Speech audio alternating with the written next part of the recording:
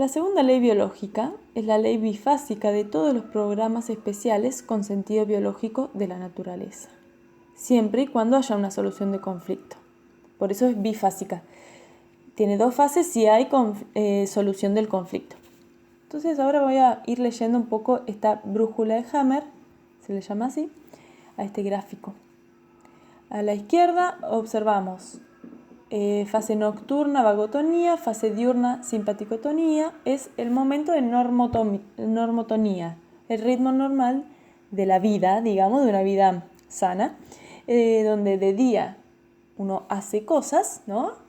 Y de noche descansa y recupera fuerza para al día siguiente poder volver a hacer cosas. Un día sucede un DHS, el Dirk Hammer Shock, y la persona entra en fase de conflicto activo. Inicia su proceso biológico especial y sensato de la naturaleza a partir de ese conflicto. Entonces, durante la fase de conflicto activo, hay un montón de síntomas que nos ayudan a darnos cuenta. Por ejemplo, pies y manos fríos, falta de hambre o de apetito, dificultades para descansar, para dormir, bueno, y hay varias más.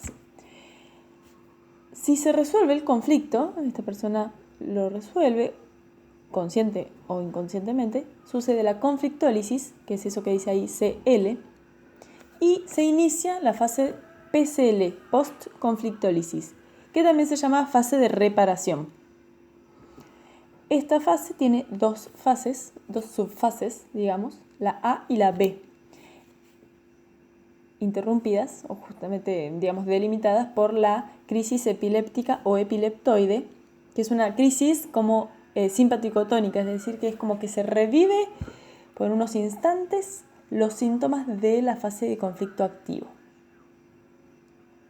En general, los síntomas más, los clásicos, digamos, de esta fase de reparación es la fiebre, los pies y manos calientes, está más relajada, más cansada, muy cansada, porque se está reparando de todo el conflicto que lo tuvo alerta.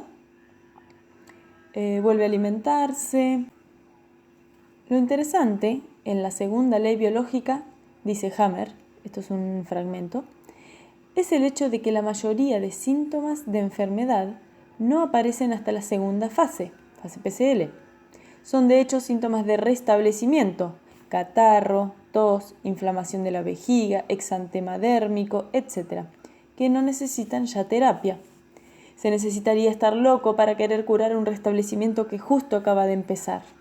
En la mayoría de SBS, la fase de conflicto activo pasa desapercibida o inadvertida. Un detalle importante es que puede ocurrir que un conflicto, esto es algo que puse yo, como para ir aclarando algunas cosas. Un detalle importante es que puede ocurrir que un conflicto no se soluciona concretamente, pero una noticia, un comunicado o ante la ilusión, pero por indicios concretos, de que algo va a ocurrir, el cerebro lo percibe como solución al conflicto e inmediatamente inicia la fase de reparación. La mente domina el cuerpo, mente sana, cuerpo sano. Ejemplo, una persona siente gran desvalorización porque no consigue trabajo. Hay un conflicto activo que no se manifiesta exteriormente en las vértebras lumbares. Estas se están ulcerando. No nos damos cuenta. Un día recibe una llamada para ir a una entrevista porque una empresa está interesada en su perfil. La persona genera expectativa y piensa, al fin voy a trabajar. Entonces, no solo lo piensa, sino como que ya, digamos, se convence de que eso va a suceder. Entonces el cerebro indica el inicio de la reparación de esa ulceración en las vértebras lumbares, con hinchazón por el rellenamiento del tejido óseo. Es decir, va a sentir dolor. A pesar de que el trabajo no se concreta y el conflicto se reactivará, hasta tanto el organismo está reparando la previa ulceración y por eso se perciben dolores. Si la persona recae en el conflicto, volverá a fase activa con ulceración. El tema de las recaídas de conflicto más adelante lo podremos trabajar. Continúo un poquito con la vida de Hammer y sus descubrimientos. En 1985 fallece la mujer de Hammer. En 1986 el Tribunal de la Corte de Chambéry, ubicado en la ciudad homónima, al este de Francia, en el condado de Saboya, da comienzo a un procedimiento judicial y de condena, inhabilitando al Dr. Hammer a ejercer la medicina. Le quitan la matrícula y lo fuerzan a interrumpir sus investigaciones, cosa que Hammer afortunadamente no hace. En 1987, tras observar cerca de 10.000 casos, el Dr. Hammer extiende su descubrimiento a 4 leyes biológicas. Antes de avanzar en la lectura y comprensión de las leyes, es importante saber que desde 1986 a Hammer se lo persiguió y enjuició. Se lo intentó asesinar varias veces e incluso se lo encarceló al menos 2 veces. En 1988, 19 meses, y en 2004, 3 años, pero sale a los 18 meses por revisión del caso. También se lo sometió a un examen psiquiátrico a través del cual declararon arbitrariamente que su juicio es deficiente en cuanto a las necesidades de los tratamientos contra el cáncer. Lo curioso es que antes de sus revolucionarios descubrimientos, él era un reconocido doctor y jefe de 3 hospitales universitarios. Y de pronto ahora es un loco, ¿no? Todo esto nos da un comentario, todo esto nos hace dar cuenta de que algo no podían salir a la luz sus descubrimientos, ¿no es cierto? O sea, hay algo de verdad en ellos que ponen en crisis al sistema, al menos al sistema sanitario actual. Continuó. Recién en 1994, después de 13 años de rechazo, se presenta nuevamente en un juicio la validación de la tesis de Hammer. En 1998, la Facultad de Medicina de la Universidad de Trnava, Eslovaquia, verifica la nueva medicina gracias al estudio de varios casos y concluye que es tan científica como precisa. Como los criterios son estrictos y rigurosamente científicos, los de la ley de Hammer, la comprobación es fácil de realizar. Acá en el paréntesis pondré a disposición las fotos de las verificaciones en alemán y español a quien me la solicite, o armaré un video con eso. Continúo. Este es otro recorte, un fragmento extraído de una especie de folleto, digamos, que se llama Germánica Nueva Medicina, presentación, que es escrito por Hammer, y donde pone para pacientes y médicos con inteligencia y corazón. En su página 14 dice: en la medicina oficial, el cáncer era descrito como una proliferación maligna disparatada, generalizada y fuera de control que destruye el organismo. El hecho de que una malignidad tal pudiera ser provocada por un impacto conflictivo psicobiológico se consideraba una completa aberración mental, motivo por el cual se ha pretendido psiquiatrizarme en 75 ocasiones, siempre bajo el mismo pretexto. Está totalmente loco si cree que un impacto vivido de forma conflictiva y dramática, inesperada y en soledad, puede producir un cáncer.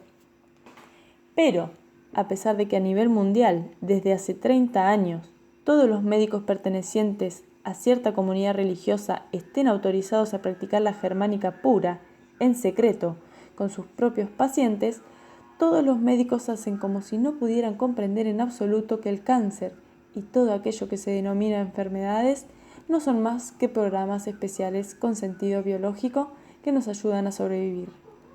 En la germánica, los pacientes sobreviven en un 98%. Lo que nos hace morir es tan solo el pánico provocado por diagnósticos devastadores, la quimio y la morfina. El rechazo y el no reconocimiento del mayor regalo de los dioses en la historia de la humanidad han conducido al mayor crimen, genocidio, y tanto catedráticos de universidad como autoridades, jueces y jefes de redacción son cómplices. Aquí hablo muy brevemente sobre los raíles. Esto es muy importante. ¿En qué consiste la cronicidad de las enfermedades? Es decir, que algo sea crónico. Y las alergias son conflictos pendientes de solucionar o recaídas. Los raíles. En la biología hay leyes que desde que nos hemos acostumbrado a pensar psicológicamente ya no podemos entender, pero que podremos comprender muy bien si volvemos a aprender a pensar de forma biológica. Comprender el mecanismo de los raíles nos enseña a pensar biológicamente.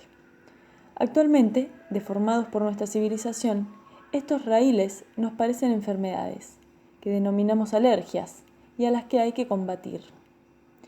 En el momento del Dirkhammer Shock, el individuo no solo siente el choque conflictual, agudo y dramático, como un fogonazo instantáneo, sino que registra también los detalles más pequeños de ese instante dramático e inesperado, como en una foto instantánea, guardando estas grabaciones prácticamente para toda su vida. Estas circunstancias presentes en el Dirkhammer Shock, a las que llamamos raíles, que quedan asociadas al conflicto, pueden ser un color, un tono, un sonido, un olor, un sabor, sensaciones de todo tipo. Estas circunstancias también pueden ser personas, animales.